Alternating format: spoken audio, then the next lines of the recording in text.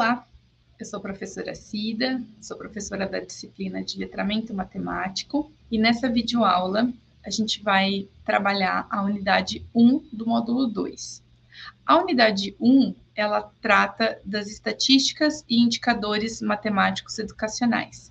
Então, ela faz parte do módulo 2, que é um módulo que tem como título Letramento Matemático, Atividades e Ações. O objetivo dessa videoaula é compreender os conceitos de indicadores e estatísticas educacionais a partir de suas definições e de alguns exemplos. Então, a gente vai tentar entender, primeiro, o que é que significa, né? O que significa o indicador do ponto de vista educacional, e depois a gente vai conhecer alguns exemplos de indicadores, ver alguns indicadores na prática. Então, falando um pouquinho sobre o que é um indicador, né?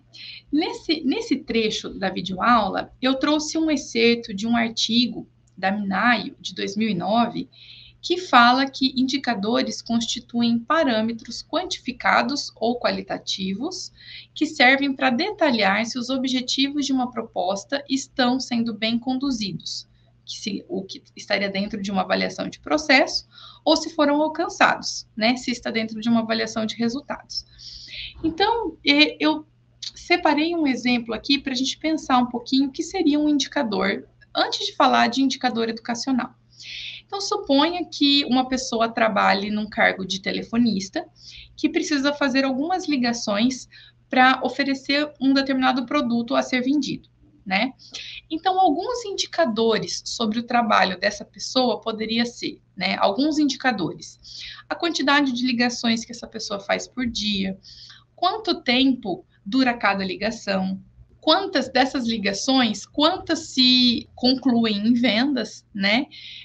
Qual é a nota atribuída pelos clientes em relação ao seu atendimento e uma série de outros indicadores. Então, indicador é uma informação que vai dizer algo para a gente em relação a um serviço, a um produto, ou a uma determinada questão, e a partir dessa informação, a gente vai poder avaliar se essa proposta está sendo atendida, se esse determinado trabalho está sendo desenvolvido como se esperaria, né? Então, se a gente não olha para essas informações, a gente fica sem base para poder fazer essa análise.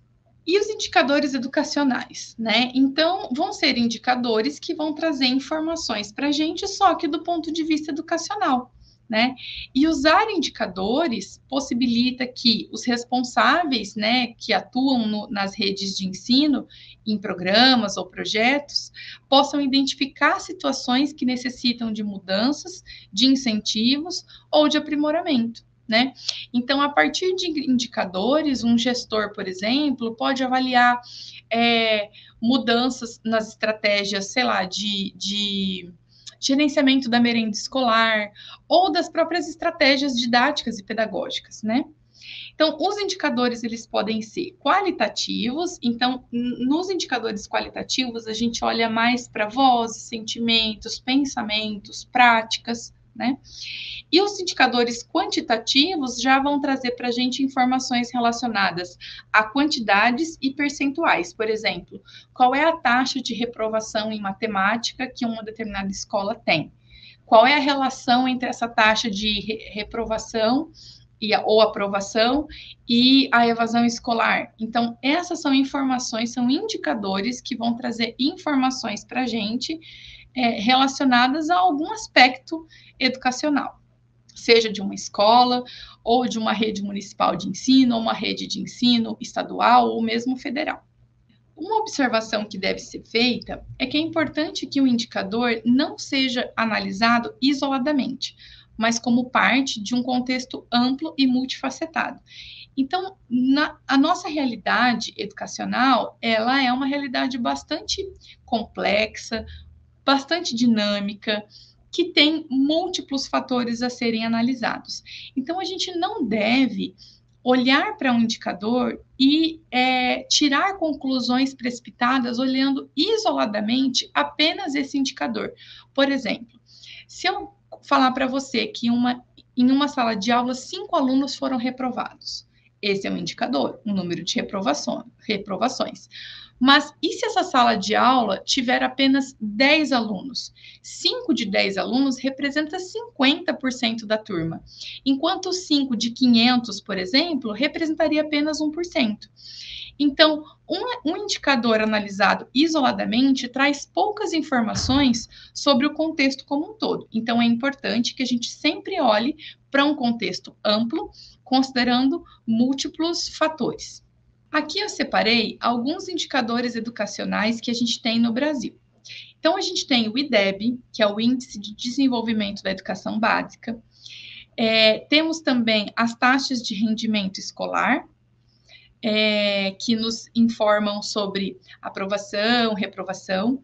A gente tem taxas de distorção idade-série, que são taxas que nos diz sobre o percentual de alunos que têm uma idade diferente da idade recomendada, considerada recomendada para aquele nível escolar. O nível socioeconômico, né, então, que traz informações sobre informações socioeconômicas, né, dos estudantes, a média de alunos por turma, que vai nos dar informações sobre a quantidade média de alunos que tem em cada turma, né, e muitos, muitos outros, né, esses são apenas alguns exemplos de alguns indicadores educacionais que a gente tem aqui no Brasil. Se a gente tem uma gama muito grande de indicadores, como é que a gente vai escolher qual indicador a gente vai analisar para a gente poder tomar a decisão que a gente precisa tomar, né? Então, a gente precisa olhar para os aspectos que a gente quer analisar, e aí a gente olha para quais indicadores a gente entende que traria mais informações ou informações mais relevantes segundo aqueles aspectos que a gente quer analisar. Por exemplo, se um gestor tem algumas bolsas estudantis a serem distribuídas a alguns estudantes, que indicadores poderia ajudar esse gestor a tomar a decisão para quais alunos essas bolsas vão, né? Será que seria pela média de alunos por turma? Ou talvez pelo nível socioeconômico, e aí priorizar aqueles estudantes que têm um nível socioeconômico mais que aproxima esse estudante de situações de vulnerabilidade. Ou então, olhar para taxas de rendimento escolar e priorizar estudantes que precisam melhorar suas taxas de desempenho, né? Ou então, enfim, considerar outros critérios. Então, dependendo da tomada de decisão que precisa ser feita, um ou outro indicador vai ser mais ou menos adequado para a análise que a gente precisa fazer. Daí, nesse momento da videoaula, eu pauso para fazer um questionamento, né? Se você for ou fosse um professor da rede pública, estadual ou municipal de ensino, né?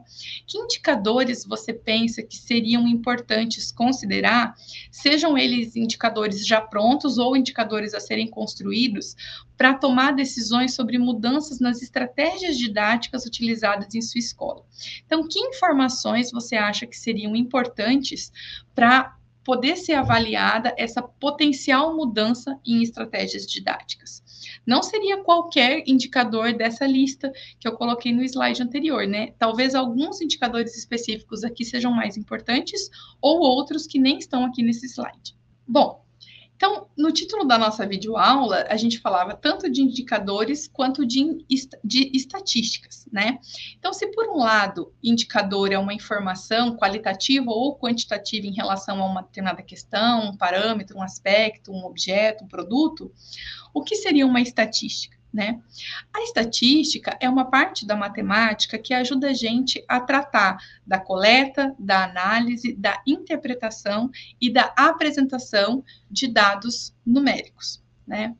Então, dentro das estatísticas que a gente tem educacionais aqui no Brasil, uma estatística que é bastante importante é o censo escolar. De modo similar ao censo que a gente tem no Brasil, conduzido pelo IBGE, que vai olhar para o número de habitantes no Brasil, nível socioeconômico, idade da população, número de filhos por família e uma série de outras informações que o IBGE coleta, né, periodicamente no Brasil e que traz informações sobre como a população brasileira tem se desenvolvido. No âmbito educacional, a gente também tem um censo chamado de censo escolar, que é conduzido pelo INEP, o Instituto Nacional de Estudos e Pesquisas Educacionais, e que traz informações anuais sobre as nossas escolas, né, públicas, privadas, estaduais, municipais, né, de todo o Brasil. Então, o censo escolar, como eu disse, ele é realizado anualmente, né? E a declaração das informações para o censo escolar, ela é obrigatória para todos os estabelecimentos públicos e privados de educação básica e deve ser feita com base nos documentos administrativos das escolas e redes de ensino. Então, essas informações trazem para a gente estatísticas bastante importantes sobre o nosso sistema educacional brasileiro. A pesquisa do censo escolar, ela traz a oportunidade da gente produzir e avaliar estatística das condições de oferta e atendimento do sistema educacional brasileiro na educação básica. Nesse sentido, o censo escolar reúne informações sobre todas as suas etapas e modalidades de ensino. Então, as estatísticas e os indicadores são informações que vão ajudar gestores, educadores e demais envolvidos no sistema educacional a tomarem decisões de modo consciente e assertivo, né? Porque quando a gente vai tomar uma decisão, se a gente não leva em consideração uma análise cuidadosa, a gente pode tomar uma decisão que não é a mais favorável, segundo o objetivo que a gente tem. Agora, se a gente toma decisões com base em estatísticas e indicadores que trazem informações seguras e de qualidade, a chance de que a gente tome uma decisão que favoreça ou que nos aproxime do objetivo que a gente almeja é muito maior. Eu termino, então, essa videoaula comentando um pouquinho sobre 2 materiais que eu referenciei aqui nos slides, né? O primeiro é um artigo da Maria Cecília de Souza Minayo, que fala da construção de indicadores qualitativos para avaliação de mudanças. Ele está publicado na Revista Brasileira de Educação Médica. E o segundo é um material que fala sobre indicadores educacionais do Estado do Paraná. Esses foram os 2 materiais principais que eu utilizei para construir e conversar um pouquinho com vocês sobre indicadores e estatísticas educacionais. Desejo a todos, então, ótimos estudos e até mais.